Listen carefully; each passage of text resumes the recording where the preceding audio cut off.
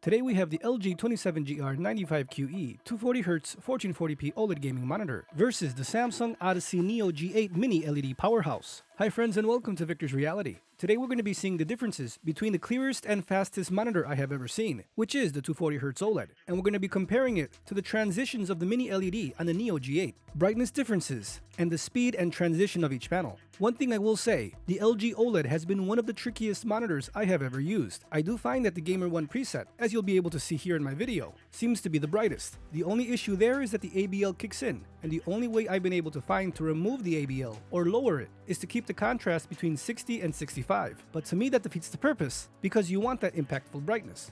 I love a very bright, impactful picture. I'm really trying to do everything to get that out of this monitor. Friends, this is one of many videos coming in the near future to help you make that awesome buying decision. Is it bright enough? Is a 27-inch OLED worth it versus other monitors on the market today? So please check out the playlist, as going forward, the video list will grow as we'll be testing various games and applications to really see that OLED difference. In this darkroom gaming scene, I am putting it on vivid mode at 100% brightness because I want to show you that no ABL is present on vivid mode. That's really only seen on Gamer 1.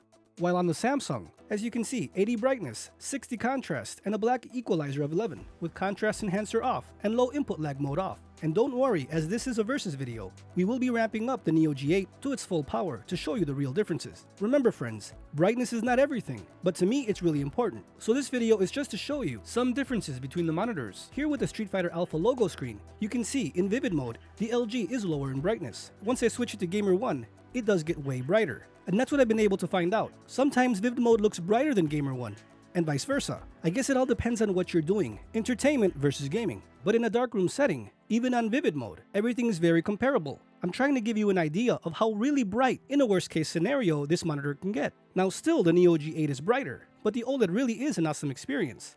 I would say this is a worst case scenario in darkroom viewing on vivid mode at 100% brightness.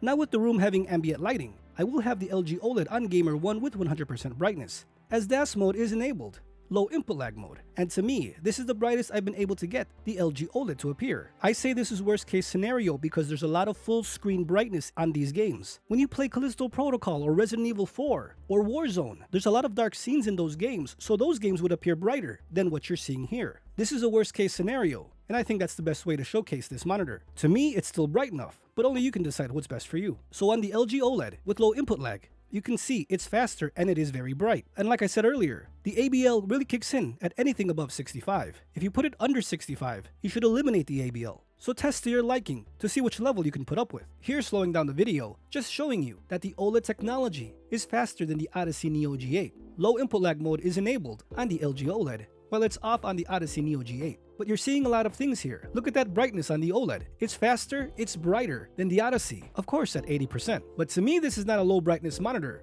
This is awesome.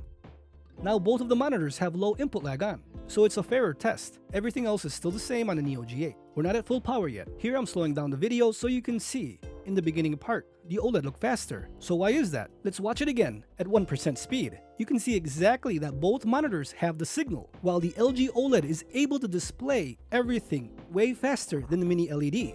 So that's why I say OLED is next to instant. And when you're playing your first-person shooters, little things like that, if you're really picky, you can see it, you can pick up on it. And that's why I continue to say, this OLED monitor is the fastest and clearest monitor I have ever seen.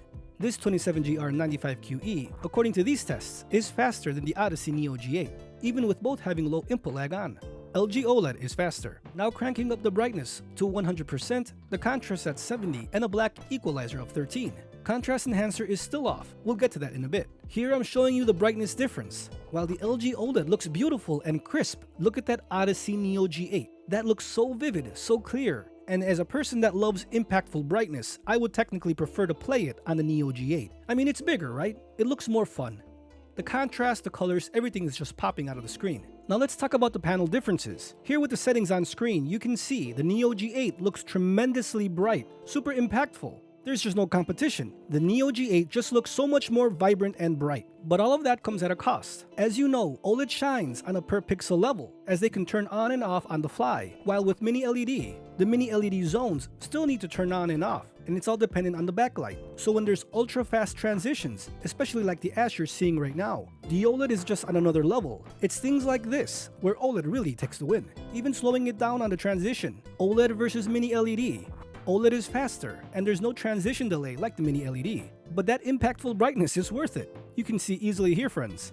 The Neo G8 can easily power any kind of lighting you have in your room, while the OLED, this is where people say, it's not that bright. Here showing you the menu that it's still on Gamer 1, and while looking very vibrant, the Neo G8 just overpowers it with its brightness. I don't know about you, but when I have these two monitors in front of me, my eyes really lean towards the right. It just easily stands out. Here with some boxes at the alpha transition, you can see when the Mini LED zones are turning on to give you that impact, and there's that zone transition with each highlighted object. The OLED is just faster. It's instant, like I've said before. That's why if you're playing on the PC and you move your mouse really fast, from light objects to contrasty scenes, if you're really picky, the OLED will always look clearer. That's why if you saw my review video, Battlefield 2042 looks amazing on the OLED. But don't worry, friends, we're gonna get to many more versus videos. I'll have these side by side so you can see what I'm talking about. Now this transition scene doesn't bother me when I'm playing or normal usage, but I can see it, though it's really hard, and that's why I'm showing you here. OLED is faster, friends. There's just no denying it. And of course on Gamer 1, it's the brightest it's gonna get, at least with these games that I've been able to put up.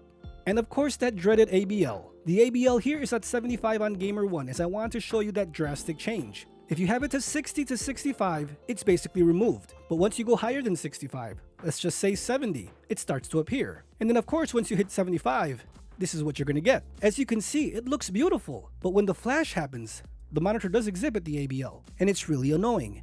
So you have to lower it to 60 to remove it. But like I've said before, then you lose that impact, that vividness of the picture.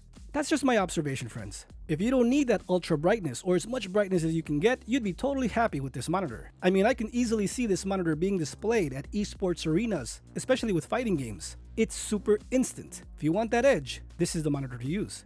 Leave a comment down below on which one you think is better for you. Can you easily see how fast this OLED panel really is? Versus the top tier Odyssey Neo G8, which one do you think is better?